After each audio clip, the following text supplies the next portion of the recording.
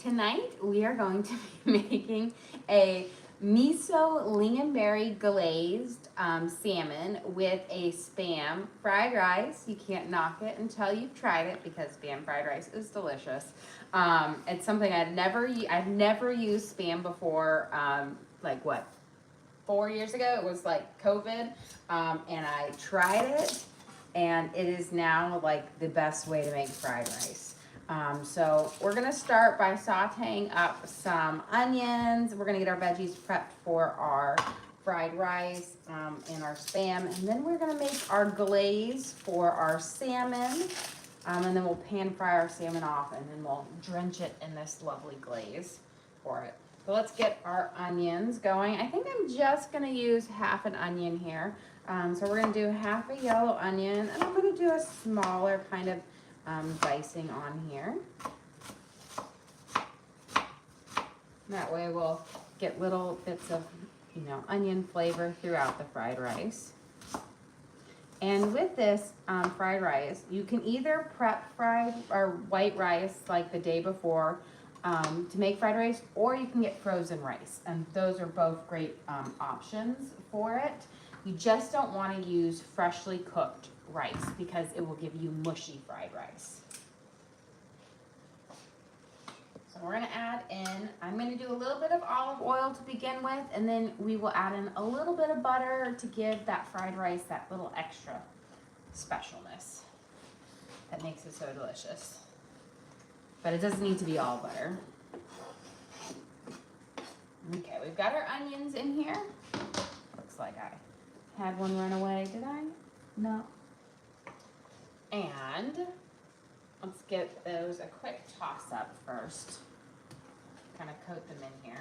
And then I'm gonna mince up some garlic, some to go in our fried rice and some to go in our glaze on here. So I'm just gonna mince it up at the same time because it's a little bit easier that way.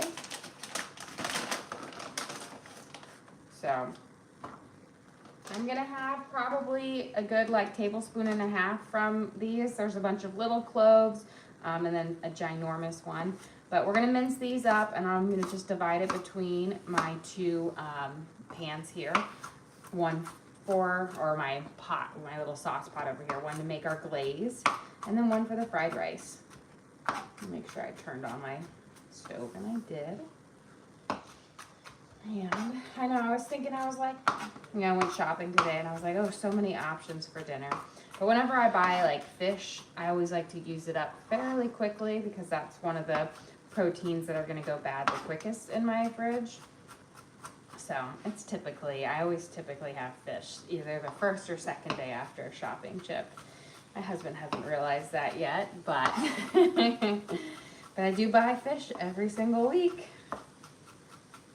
Okay, we're gonna get it nice and small. That means, more flavor will come out of our mince. There we go. That should be good. Okay. I'm not gonna add it into my pan yet with the onions because I do want them to get a chance to kind of caramelize up a little bit. I'm gonna turn my temperature down now to a 4 because metal pans conduct a lot heat much quicker than a non-stick pan. So if you have your metal pans too high, you're more likely to burn your onions and whatnot. Okay, we're gonna use a little bit of butter in our glaze for our salmon. I'm gonna use about, I think, maybe 2 tablespoons or a tablespoon and a half. I don't need a whole lot, but just enough to kind of bind with the honey and bring everything together and to infuse the garlic. So I'm gonna let it start to melt back here, and then we're gonna add some of our garlic in there so it can kind of infuse into the butter and toast up a little bit so it's not like we're adding a raw garlic on it. And while we're waiting, let's prep up some more of our veggies for our stir fry. And then we'll cook off our salmon once we've got our stir fry veggies made and we're just on the rice part because the salmon doesn't take too long to cook on here. We have, I'm gonna cut my fillets up because I went to the store and I got like 2.5 pounds of salmon, but they're in these huge fillets. which is just way too big for, single portions. So I'll cut them up in, in half. That way everyone will have a good, like 6-ounce portion of salmon. You have a question? Have you ever done salmon in a bourbon sauce? Yes, I actually did a bourbon, like a maple bourbon sauce, not too long ago. Now it wasn't on salmon. I did it on it was shark. We did it on with our shark. And my husband and I, we love the sauce, but my kids were not a big fan of the bourbon sauce. But I love it. I think like as my kids get older, they'll probably appreciate those flavors a little bit more. But yes, it is kind of lovely and delicious. And this is kind of giving you, I'm going to be using a little bit of honey in here with some miso and some soy sauce. And then the lingonberry, which is going to add a little tart and sweetness to it. It's kind of, if you've never had a lingonberry, think of like a tender, really small cranberry. Or if you've had currants, it's kind of similar to currants as well. But they're very popular in Sweden. You typically have it as a little side dish with, a lot of time you'll do like a mustard coated salmon with a lingonberry sauce, or your meatballs with a lingonberry sauce, which I was never a huge fan of because I'm not a huge sweet and savory person. And I also love to do Swedish pancakes with lingonberry jam in the middle. Okay, we've got our carrots diced up here, just 2 ones, nice and small dice because fried rice, you don't want it too prominent. Now that my butter is nice and melted, I'm going to turn it down low because I don't want it to turn into a brown butter, but I wanted it melted before I added in my garlic. That way my garlic wouldn't touch too much. And I put in about a tablespoon of minced garlic in here, so we're going to do the same thing into our fried rice. Let me give my garlic a little bit of a swirl here. You have a question? Are you Swedish? I am Swedish in the sense that my mother is from Sweden, so I'm not full-blown Swedish, but I am 50% Swedish and then 25% Norwegian. So there's a lot of Scandinavian in me, and then same thing with my husband. He actually has some Swedish in him, which he doesn't like to admit, but he's got Danish, Norwegian, and Swedish and German in him. So we've got a lot of, Scandinavian background influences in our family. And we celebrate Santa Lucia, so we'll be doing that in, almost a little less than a month. And as you notice, you'll see I've got a lot of Swedish Christmas decorations up right now. The little tomten, and you can see some dalahästar, which are the Swedish horse, but they're not actually a traditional Swedish thing. We just kind of lump them all together. Okay, now that our garlic's had a chance to kind of crisp up in our pan, I'm going to add in my carrots. And again, a nice small dice on your carrot, because with fried rice, you don't want it to be, too in your face, like too big of chunks. You want like lots of nice tender little bits throughout. So there will be a good amount of veggies in here, but they're just going to be minced up and kind of spread throughout. Okay, looks like my garlic is infusing into my butter wonderfully. Let's get, I'm going to see, I think I'm going to add my peppers in, and then I'll do my Spam, but we'll do that. So we're going to slice up our peppers, and I'll add them in so that they can get a nice little kind of toast up. I'm using a mix of sweet peppers, and then I'm using the last of my shishito peppers, which are pretty common in Asian cuisines. They are a lovely pepper in the sense that they are mostly mild, but apparently 1 in 10 peppers is spicy. So, you never know if you're going to be the one that gets that spicy shishito pepper, but the rest are really mild on there. And I always find it's funny is it's always my son Torin who always seems to get the spicy pepper. And he's like, are these jalapenos? And I'm like, no, they're not spicy at all. And everybody else is like, they're not spicy. And he always has the one that's like the flaming hot shishito pepper. And I don't even know how it's possible that only 1 in 10 is spicy, you know? Like, I don't know. It must be some way where how many peppers grow on a plant and one has all the capsaicin in it or something like that. Okay, we're gonna dice up our peppers nice and small as well. You have a question. When are you going to be making your famous chili next? My famous chili, I typically make that chili only once a year, and that's on the Super Bowl. And because I feel like I make like so much of it, and it lasts for it, but it's always, I make it every year on the Super Bowl, and I don't know why I don't ever make it any other time of the year, but that's just how it's always been. It's just my Super Bowl chili that I make. So you'll have to wait until the Super Bowl. Now I did make a white chicken chili the other day, which was delicious. I even converted my husband to it. So, you know, I'm always, every time I get him to eat something that he thinks he's not going to like, and he likes it, it's always a win in my book. So, you can always try that out. But this is I do have a video of it because I made it. We did a live stream on Super Bowl last year of our little Super Bowl kind of feast prep that we did before the game. And you can find the recipe there. It's super simple, but I have won 3 different contests. Well, 3 official contests with it. And then I've won the work chili contest a couple times on it when I used to teach. But it is so good.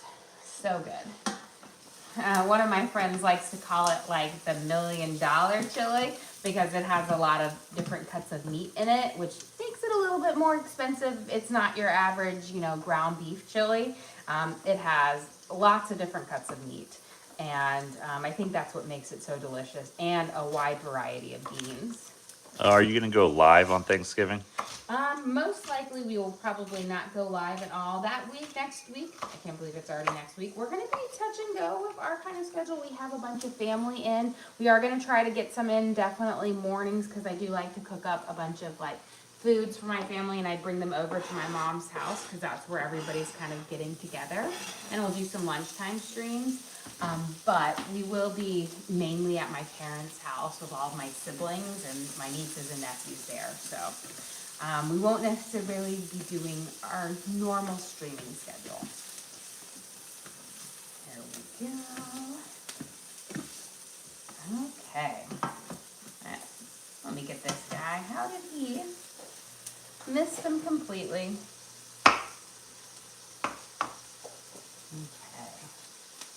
Let our butter, just giving that garlic plenty of time to kind of infuse into the butter, and then we'll make that sauce. It won't be long to make it.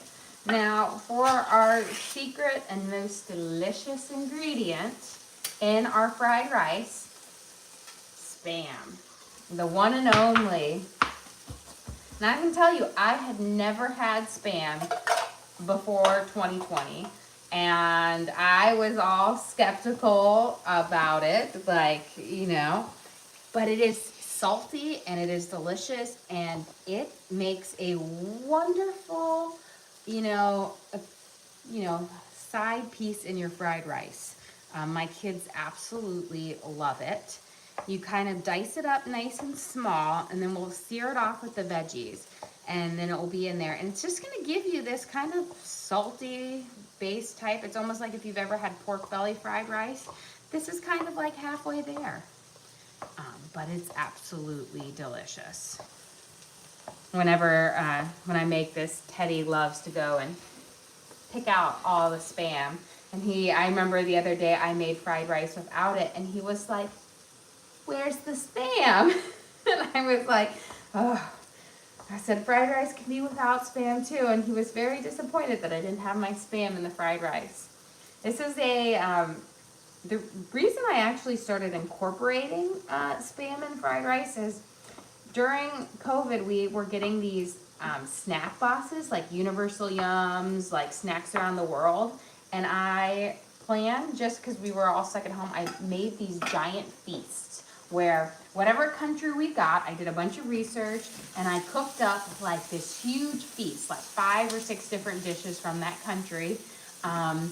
And I made the dishes so that we could then eat the snacks and eat like an authentic as can be dish from that country.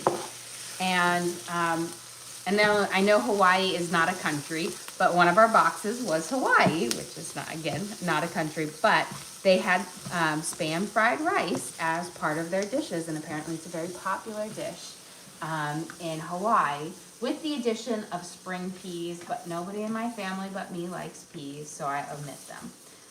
But they are a favorite. It is a favorite, and it has stayed a staple in my house. So most of the time you can always find a can of Spam in my pantry. Marla and Mary sent you gifts. Oh, well, thank you, Marla and Mary. We appreciate that a lot here. Again, I've added in about a tablespoon, maybe a little smidge more, into my pan so I can really get a good crisp up on my Spam here.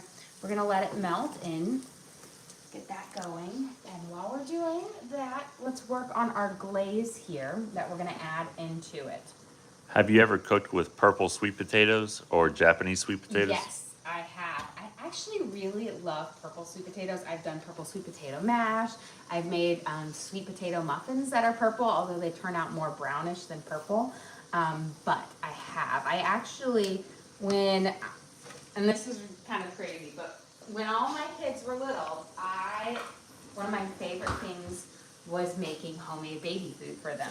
Absolutely loved it. It was like an addiction, I swear. I kept like wanting to create new recipes and all sorts of things, and I would use purple sweet potatoes all the time in the recipes. Why not? We're gonna add into our butter, our garlic butter here. I'm gonna do about, I wanna say a tablespoon, a little bit over a tablespoon of lingonberries. So lingonberries, it's a jam. It's very tart. It's not super sweet, but it does have a little bit of sweetness to it. And it's gonna add a little bit of this fruity flavor to our, kind of our glaze that we're gonna do here. And then I'm gonna add in about, because I want ginger, I'm gonna do about a teaspoon and a half of ginger paste. We'll mix it up. My temperature is nice and low, but I do want these to kind of heat up and infuse together. And bring it there. Rub it really in. And I did only use a tablespoon of lingonberries, but if you want to go even stronger on the fruit edge, you can. But I like to keep it with just a hint on it, so it's not so overpowering for the kids. And if I go too crazy, there's a mutiny. Let me give this a good stir. Okay. I'm going to turn that up just a smidge now.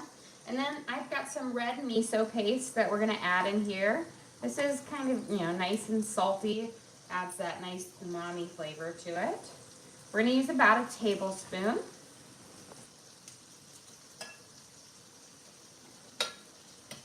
Kind of mix it up just a little bit. Get it to kind of dissolve in there. And then we're gonna add in some coconut aminos. Remember, I used it up last time, so I have a new bottle. This is coconut aminos, is kind of a sweet, little bit of savory, kind of a liquid. It's just really nice in Asian cooking. It works really well. We're gonna add in about a tablespoon and a half. I've got some sesame oil. This will add that kind of nutty flavor to it as well. We're gonna add in about a teaspoon and a half. I don't put too much because it's pretty strong in flavor, but I do like a little bit of it. And kind of mix it here.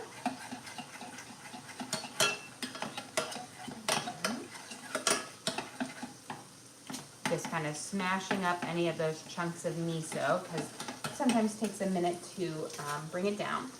And we're going to use some Japanese barbecue sauce, which don't think of barbecue sauce, think of a sweet and slightly thicker soy sauce.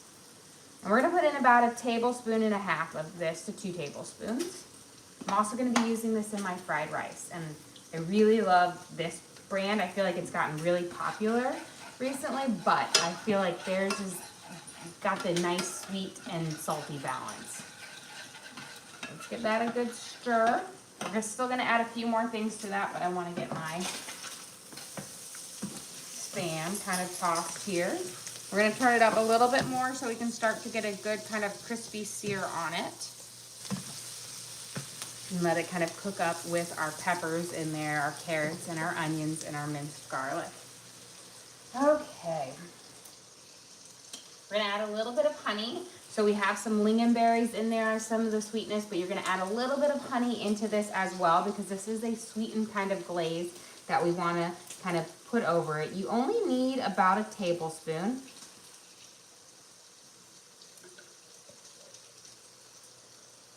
But you want that sweetness in there with the lingonberry to balance out the saltiness of the, you know, barbecue sauce and just balances everything together.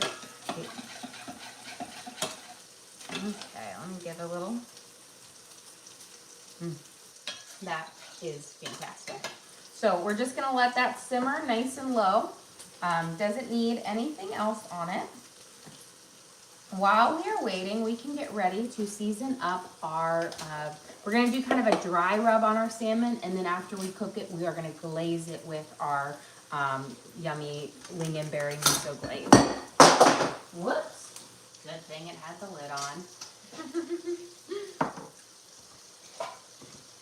Okay, let's slide these guys around up here.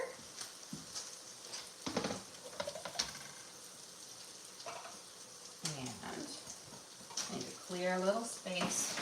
I'm getting a little congested over here. So on my salmon, we are going to do kind of a slight, not a complete dry rub on it, but a fairly dry rub. I don't want it too wet because I want it to kind of sear off nicely on it. So we're going to use a little bit of ginger powder, onion powder, and some garlic salt.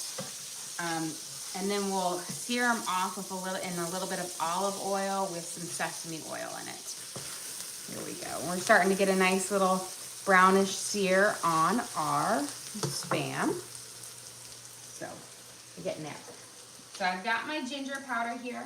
Be very careful when you're sprinkling this on. A little bit of ginger goes a long way. So just kind of lightly dust it over the top.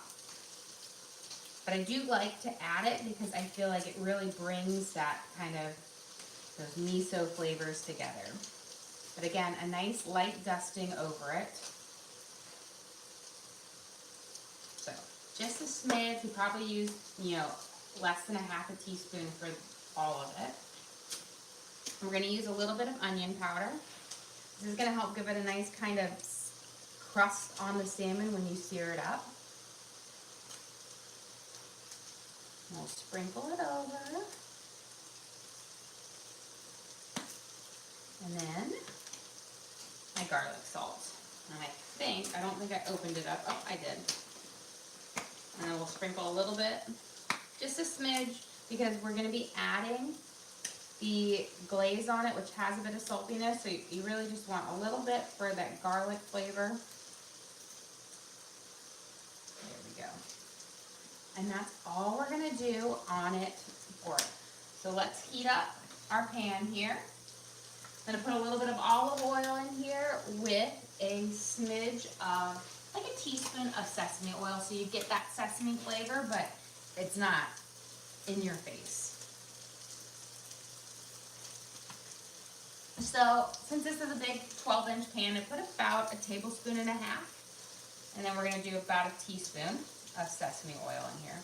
That sesame oil will, when it starts to heat, you're going to get a really nutty scent from it, but it's going to be just lovely. There we go. We're starting to get this nice kind of seared off edge on our Spam there. Looking beautiful. So I'm going to grab my snap peas and we're going to throw those in here. On there. My husband's like, ugh, snap peas. Gotta have a little green in there. So I find snap peas, snow peas, broccoli, or cabbage are all great options to throw in here. This is what we're doing today. Or regular peas.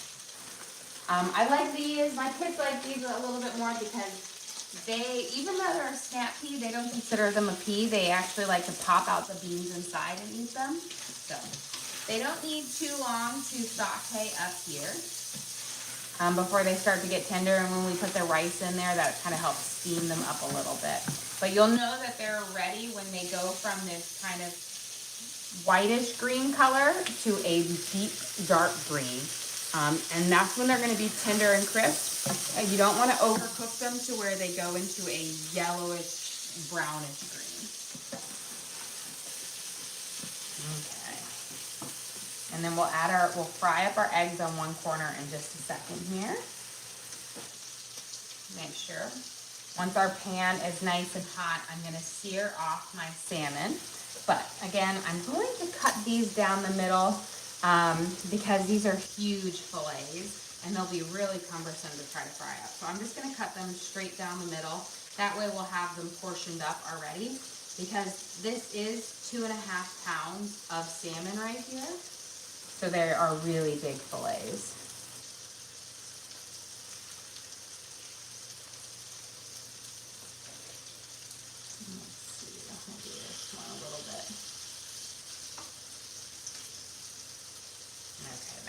More manageable for everybody.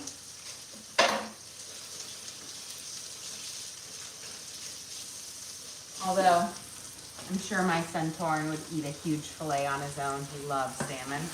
You have a question? Is that skin on salmon? It is skin on salmon. I like both. Skin on salmon does keep, when you're searing it off, it does keep it a little bit more juicy because it kind of traps in that moisture on the bottom. But they're both kind of great options to use. Okay, that's it. I'm going to drop a little dot of water in, and if it sizzles, then I will know that we are ready to start searing off our salmon. Not quite, almost there though. There we go. Give it a swirl down. I'm going to turn it down just a little bit to about a 5. Because I don't want to sear it off on too high of a heat, but I do want my oil nice and hot before it. With fish, always fry off the side that you want presented up first. So, presentation side down. So we'll do our skin the second one, but the side that we want pretty for everybody, we're going to do face down. And that's because your face down cooking, your first cooking is going to give you the prettiest sear off on it. And right now I'm putting in my 4 thickest salmon fillets because they will be the one that sits the longest, and that sitting is going to allow them to continue to cook. And so you want to do your fat ones first and then your thinner ones if you have to do it in batches. Okay. These are starting to look pretty darn good. Now what I like to do, I don't put my eggs in, like just throw them in there and crap. I put all of my veggies to one side, and then this side over here is going to be my egg scrambling. Because I find if you try to scramble your eggs in with your veggies, it never works out well. It gives them a weird texture. But you want to make sure your side of your pan is well buttered or oiled. That way your eggs don't completely stick to the pan. Oh, where'd you get the salmon? The salmon, this is from Publix. So just one of their little things that was on sale today. So I'm a sucker for the sales. You know, when you gotta feed about 9 mouths every single day, anything that's on sale is wonderful.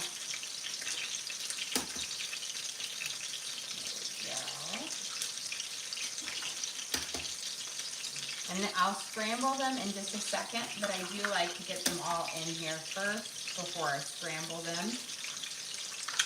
My kids love the fried eggs, so I do a lot. I think I'm doing 10 eggs here.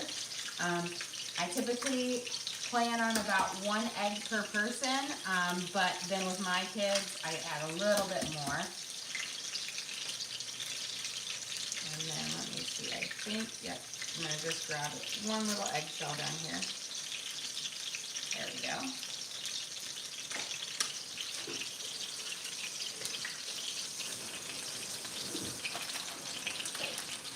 Now rotate. And I'll know that my salmon is about ready to flip over is when I'll start to see a little brown crusting forming up on the side of it. And when that white hits the cook of the meat, gets about halfway through. Okay, now we're gonna go through. I'm gonna toast each yolk. This is just going to allow it to scramble in a little bit better. And then we'll get these guys scrambling up. And again, it just, you don't have to remove all your veggies from your pan to do this. Just push them over to one side. But whatever you do, don't just dump your eggs in with the veggies and scramble them with the veggies like all together, because your eggs don't get into that nice thicker chunk parts. It just doesn't cook up quite as right. There we go. Throw this guy out and over.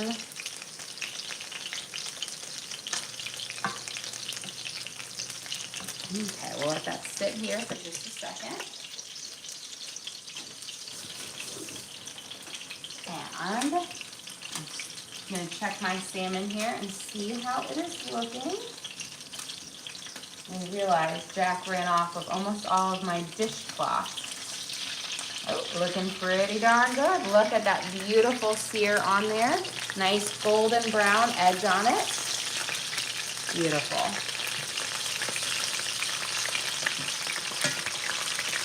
Now, when you do with the skin on, just be careful. Sometimes there's trapped liquid or moisture under that skin, which causes it to kind of blister and pop up. So just be more cognizant of that when you are, if you're using a skin-on salmon, you can get a little splatter or a pop effect. I always just keep a good distance from it. So as you can see, our eggs are starting to scramble up here. I'm going to turn up my temperature just a little bit faster so that it can cook up. There's the pop I was telling you about. It's just there's a pocket of liquid that traps underneath that skin, and it will pop just a little bit.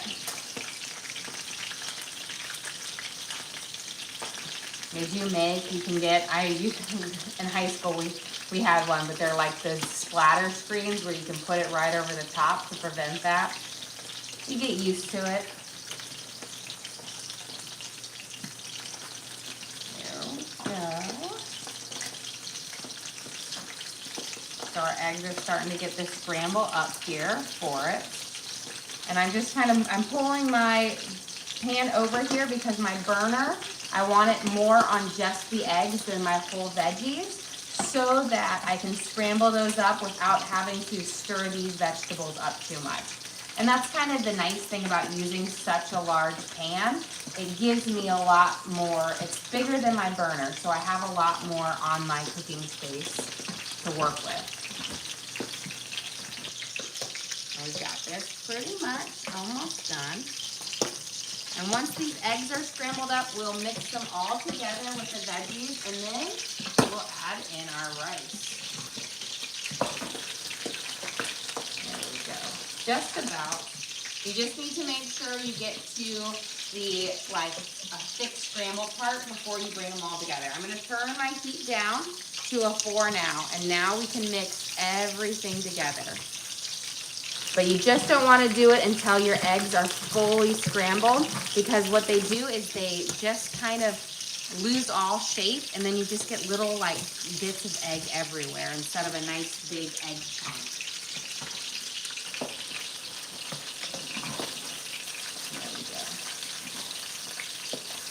Now that I have my egg in here, and we will be adding spices, but I always add them once we add the rice into it. I'm going to turn this down, but our salmon looks like it's ready, so let me grab a plate. And we're going to transfer this over onto a plate, and then we'll glaze them up. And remember, these are going to continue to cook. Look, we already lost the skin on that one. But they'll be delicious.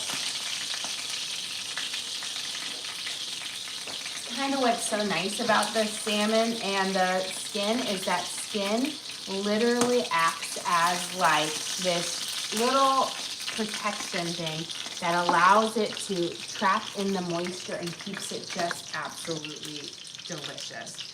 And then what we're gonna do is we're gonna do this a couple of times, but you're gonna spoon this lingonberry miso glaze over the top.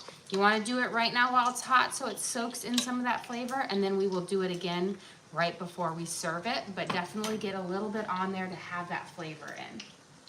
Okay, let's get these thinner ones down. These are gonna cook a lot faster than our thicker ones. And remember our basic, we have just a very simple seasoning on our salmon, just some ginger, onion powder, and garlic salt. And remember, do the pretty side down first, so skin up and the face down. And now we're gonna be ready to add in our rice to our our vegetable mixture here.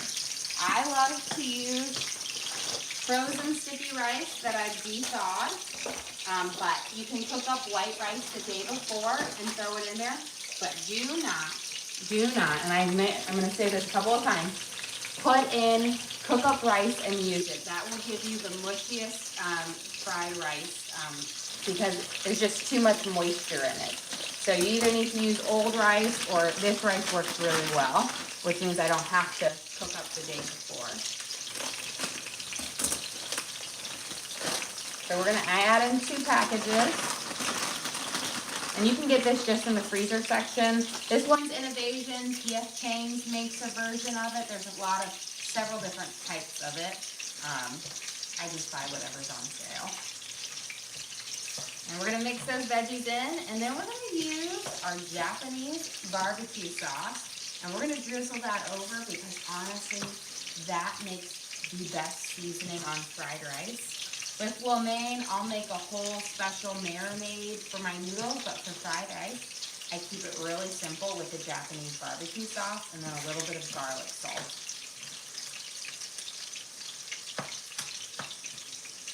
We're just mixing it in. And now, we'll mix in a little bit more, but we want to get our first little drizzle over. And you're just going to drizzle over, it's probably going to be about a tablespoon or 2 for the first round. I always kind of make it to where I see it's nice and brown. And then I'm going to turn up my heat just a little bit to about a 4 now. And kind of mix it all to coat it together. And also one of the reasons why I don't make a marinade for my rice go in there like I do with lo mein is with rice, the more liquid you add on it, the more chances you're going to get a mushy rice. So keeping it really simple with just the Japanese barbecue sauce makes it to where it's perfect. I used to, before I found this stuff, I used to do like a sweetened soy sauce, but I find that soy sauce is just too salty for fried rice. It needs to be cut with a little bit of vinegar and sugar to get that right flavor to it. I will say, I just love this stuff, but that just stuff works a lot better for it. There we go. I'll let that kind of steam cook a little bit here. I'm going to check. I'm looking like there's a pretty good crust on that one, so I'm going to flip them over because, remember, these are much thinner, so they're going to cook a lot faster. Beautiful. Do you need to thaw the frozen rice first? Yes. So you can thaw it, leave it in their fridge until it's de-thawed, or you can, heat it up in the microwave. They're in steam pouches. Let me grab a spatula for this guy. He doesn't want to flip easy for me. There we go. So yes, you don't want to put it in frozen because that will just make your cook time a lot longer. Okay. I do have some green onions that we're going to add into our fried rice, and I might save a little bit to go over our salmon as well. Add that seared over here.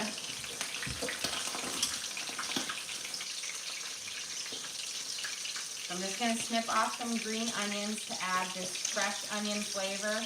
At the very end, I'm gonna add a little bit more Japanese barbecue sauce and then some garlic salt as well. But I wanna get these in here.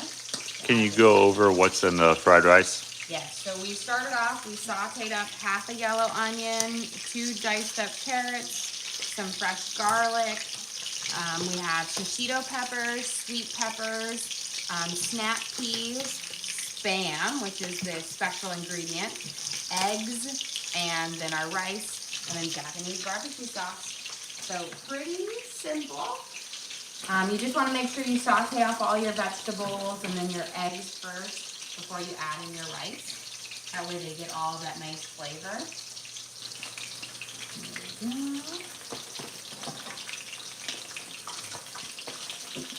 Do a little bit more in here. And you don't need a whole lot. A little goes a long way. And then I find just a little bit of garlic salt. You don't need a lot, but it adds a different level of saltiness, which I think the combination of the two together work well. We'll just sprinkle over, about a teaspoon or so. Mix these up. Beautiful.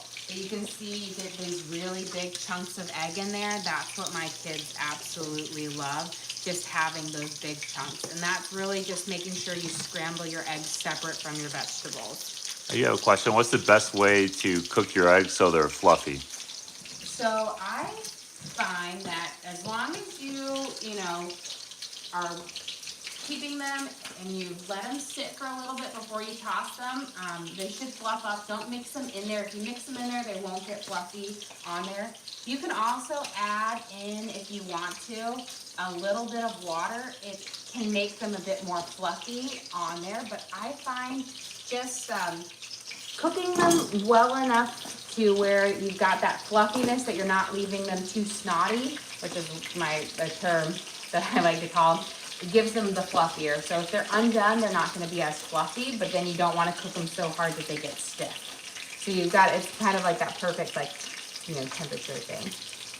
Okay, let's get this guy. We're going to put our next fillets over here. Luckily, these weren't as popping as our last ones because they're not quite as thick. And then we're going to add our miso lingonberry glaze. Let me get a little bit more room over here. What's your favorite dish to make? Oh, you know what? I really love Lemon tarts. No, not lemon tarts. I hate making lemon tarts. It's my husband's favorite dish, but it's the most labor-intensive dish ever because you have to hand push every little tart. And he's not content with a dozen. He needs 5 dozen lemon tarts that get eaten up in a day. So it's not lemon tarts. I really love making homemade pastas, like the pasta noodles and ravioli and all this. Right now I'm drizzling. This is our lingonberry miso glaze over it. So those little red balls that you see, those are lingonberries, which are a tart berry. So I say they have a similar flavor to a cranberry or a currant, but they're got a smoother texture, so they're not as chewy as a cranberry is.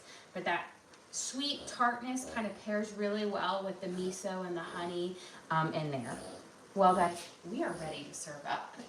This is one of those meals that cooks up pretty quickly. So I'm gonna give this one last toss. And let me get a spoon to taste it, make sure I don't need to add anything else to it.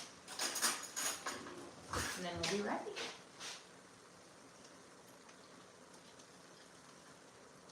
Perfect. So let me slide. We'll do a little shimmy this over here so I can plate up. I'm going to cut a little bit of my green onions to go over the top of these as well. Just add a little fresh onion flavor to this, kind of cut through the sweetness. You could also do, chives, which are a bit more fragrant than green onions. There we go. Okay, let me grab a plate.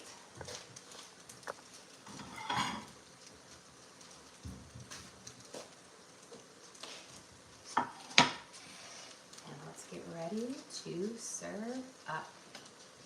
For dinner tonight, we have our Spam fried rice that we filled with Spam, snap peas, shishito peppers, sweet peppers, onions, carrots, and lots of eggs. We seasoned with a Japanese barbecue sauce. And then we are going to be serving it with a Lingonberry miso glazed salmon.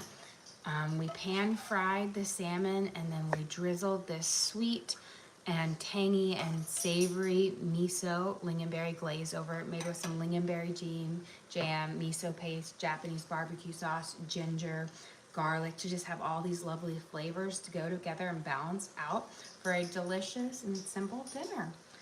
Well, guys, thank you so much for joining us here. Don't forget to like and subscribe. I try to do live cooking shows every single day, kind of show you what we're making for our family and hopefully teach you guys something along the way.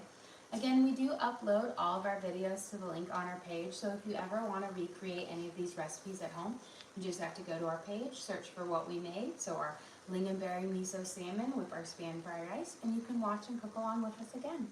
We also have a link to our Amazon storefront that has all of our different cooking gear and gadgets in it. I've got my all-clad pan. I love my 6-quart all-clad pan. It's perfect for frying rice. As well as my knives, cutting boards, all the different, pots and pans and knives and stuff I use in the kitchen I have in here for you guys to check out. But again, thank you so much for joining us here. Don't forget to like